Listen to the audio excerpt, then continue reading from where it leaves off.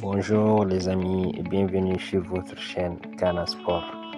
Le PSG a été éliminé sans gloire par le Bayern lors des huitièmes de finale de la Ligue des Champions. Déjà battu lors de l'aller, le club de la capitale reste impuissant en Albanie, inclinant 2-0. Le PSG est un club comme pas les autres clubs. Chaque année, les mêmes déchets. Chaque année, les mêmes déceptions.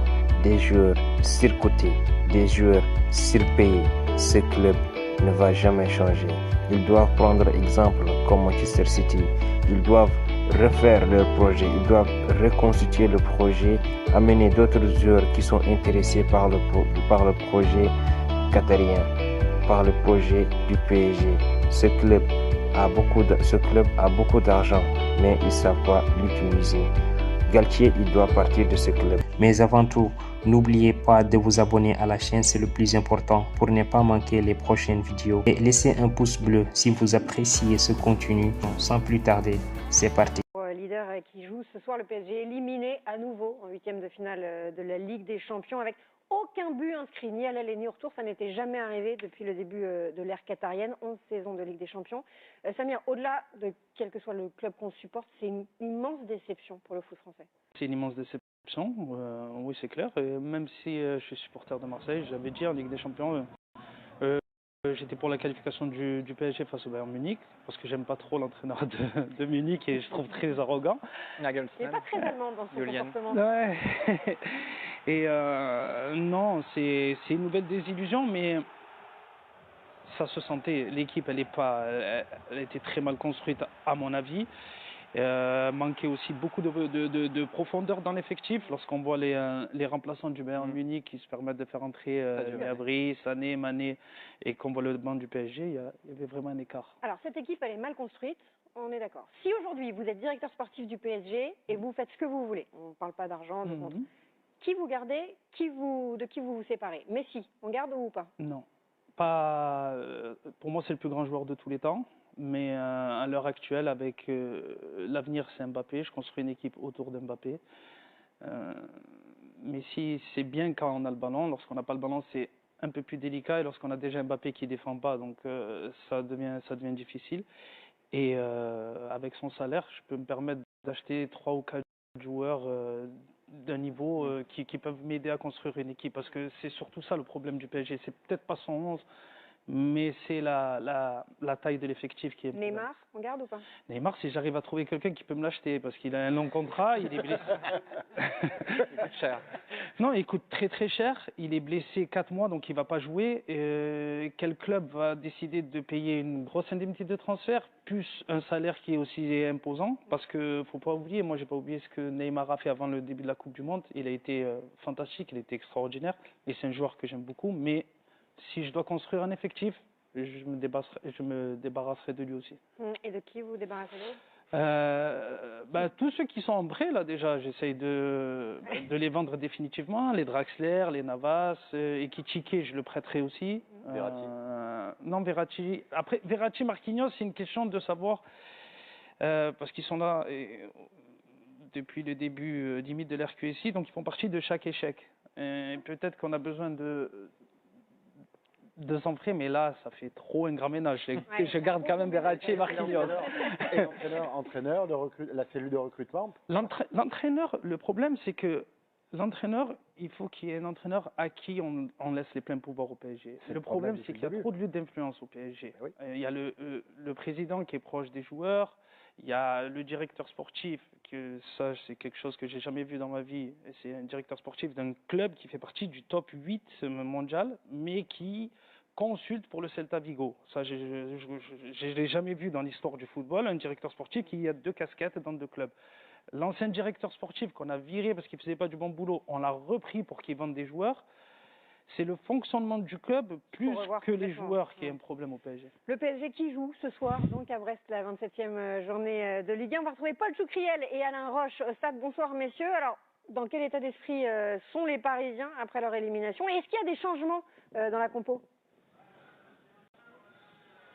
Bonsoir Astrid, bonsoir à toutes et à tous. Commençons par la deuxième question avec les changements dans la composition d'équipe de Christophe Galtier. D'abord, si vous le voulez bien, Alain, il y a 3 changements, effectivement, côté parisien. D'abord, Marquinhos et Hakimi sont absents. Et puis, puisque Vitinha est laissé sur le banc, remplacé par Soler, Zahir Emery et Pembele. Ça, c'est pour la composition d'équipe. Alain, ensuite, sur l'état d'esprit des Parisiens, Christophe Galtier, cette semaine, a voulu insister sur la nécessité d'aller chercher le 11e titre, ce qui serait un record pour un club français. Mais c'est difficile de nous faire croire que les Parisiens, Léo Messi ou Kylian Mbappé en tête, sont motivés à l'idée de venir jouer un match ici à Brest à 21h un samedi soir. Je crois qu'il faudra faire à la conscience professionnelle des joueurs, ça c'est le plus important. C'est pas le même stade, il pleut, il y a du vent, une équipe qui aura l'écro aussi. Donc il va falloir que les joueurs se surpassent sur ce genre de match, se disent qu'il y a 8 points d'avance, mais qu'ils peuvent augmenter cette avance en faisant un bon résultat ce soir. Voilà, on attend autre chose de ces grands joueurs-là.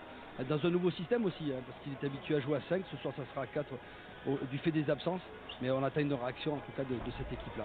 Ça, ce sont des images en direct que vous voyez des Parisiens qui vont sortir à l'échauffement. Gigio Donnarumma en tête, donc vous voyez, il n'y a pas encore la révolution au niveau de l'organisation du Paris Saint-Germain que souhaite Samir Nasri et que souhaitent beaucoup de supporters du Paris Saint-Germain. Mais il y a un petit changement, c'est un changement de système, on s'en contentera ce soir. Ok, et puis nous on est ravis d'écouter vos commentaires. De toute façon, coup d'envoi de la rencontre 21h sur Canal Plus Sport 360 et comme toujours la prise antenne dès 20h30 pour toutes les dernières infos. Pour être très complet, on traverse la Manche, le Tour of Stadium avec un but à l'instant. Évidemment, la course au titre nous intéresse chaque week-end dans le Canal Sport Club entre Manchester City et le leader d'Arsenal. Oui, Arsenal qui est toujours là. Hein. Avec un match en main pour Arsenal. Avec un match en main, oui, qui est toujours là. Mais lorsqu'on regarde le calendrier et les matchs restants, avantage City, puisqu'Arsenal doit aller à l'Etihad, à quelques déplacements un petit peu difficiles. Avantage City, dit ça en toute objectivité. Oui, j'ai joué dans les deux clubs. Mais avantage City. Arsenal qui joue demain après-midi sur la pelouse de Fulham, coup d'envoi 14h55, ce sera sur Canal Plus Foot. Pas facile ce match-là déjà pour commencer. Belle affiche, effectivement, c'est important. On se projette un petit peu plus loin avec bien évidemment les Jeux Olympiques Paris 2024. Renaud, j'imagine que c'est un objectif pour vous. Est-ce que ce sera votre dernière compète ? Non. Non. Non, ça, c'est sûr. Par contre, oui, c'est un objectif parce que quoi, de base, des Jeux Olympiques à la maison, c'est forcément l'objectif. Après, qu'est-ce qu'on va y faire ? Ça, c'est chacun qui va poser un petit peu je dirais ses limites. Mais ouais, c'est trop beau pour se dire non, j'y vais comme ça, histoire de... Non, cool. Mais ça veut dire quoi ? Ce ne seront pas vos derniers Jeux Olympiques ? Vous pouvez clairement nous le dire ce soir, Renaud ? Alors, j'aimerais, mais je pense pas. Enfin, en tout cas, je suis plus tout jeune, hein, donc je vais... Teddy Riner nous a dit la semaine dernière, pourquoi pas Los Angeles ? C'est pas 2028. Mais alors, il est un peu plus jeune que moi. On a 3 ans d'écart, je crois. Mais vous aussi. Mais après, franchement, je verrai Paris. Une chose est sûre, c'est que je m'arrêterai pas juste après Paris. Tu veux pas aller voir Los Angeles. Et après, c'est pareil, Los Angeles, ça peut être un beau et gros challenge. C'est pas mal. C'est bien. Non, sportivement, parce qu'on les voit qui vont aller faire la fête. J'ai une question. Le soir à la perche, c'est jusqu'à quel âge pour être au très haut niveau ? J'ai déjà passé la date butoir. Donc là, c'est que de l'extra que je fais. En gros, sur la moyenne d'avant, c'était entre 32 et 35. C'est là où ça commence un peu à redescendre. Et, vous avez 36. Et j'en ai 36, bien révolu. mais après, alors j'ai l'avantage d'avoir sauté très haut il y a quelques années, ce qui fait que même si je descends un petit peu mon niveau, je reste encore dans le match par rapport aux autres. Ouais. Effectivement, vous avez passé la barre des 6 mètres à 21 reprises dans votre carrière, Renaud. La dernière fois, c'était il y a 2 ans, chez vous, au All-Star Perche de Clermont, 6 mètres 06. Est-ce que vous pensez être encore capable d'atteindre ces sommets-là ? Alors après, c'est compliqué parce que soit je suis objectif, soit je suis réaliste. Mais oui, je pense que je suis capable à minima de refaire les 6 mètres. Ce qui s'est passé en fait l'hiver 2021, c'est qu'on a vu le Covid avant, etc. Et du coup, peu d'entraînement, le corps s'était bien reposé avant et j'avais pu après reprendre et bien retravailler. Et du coup, c'est un petit peu ce que je suis en train de faire cet hiver. Donc je me dis dans un coin de ma tête, il y a peut-être ce retour qui peut être là. Et puis après, voilà, avec la construction des championnats du monde cet été, des Jeux Olympiques l'hiver prochain, ouais, ça pourrait être en tout cas un bel objectif qui me permettra en plus d'être un prétendant à la médaille olympique. Alors l'or, évidemment, je pense que Duplantis, il a mis les mains dessus bien comme il faut. Mais c'est possible quand on regarde les 3 dernières grandes compétitions internationales.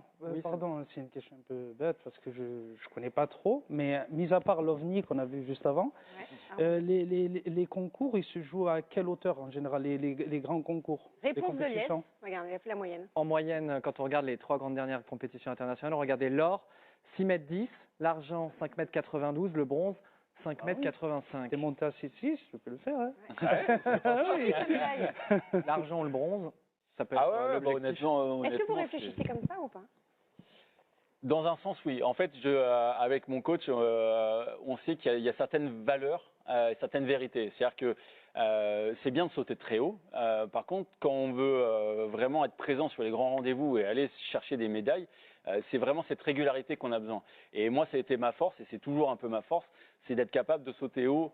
Alors peut-être pas le plus haut tout de suite maintenant, mais d'avoir une bonne base et de le faire quoi qu'il arrive.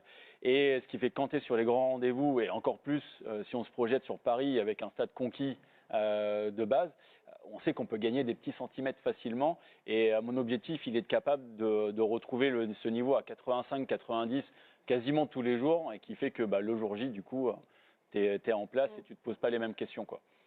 Il y en a d'autres qui sont en place ce soir. C'est la soirée boxe qui vous attend sur Canal. Tony Yoka face à Carlos Takam pour le grand retour de Tony Yoka 10 mois après sa défaite. Alors, qui a ses chances ce soir? On vous explique tout pour comprendre les clés du combat, les points forts et les points faibles des 2 boxeurs. Sébastien Lelot. Merci la famille. On se retrouve à très bientôt pour une nouvelle vidéo. D'ici là, aimez et partagez la vidéo. On est ensemble tous.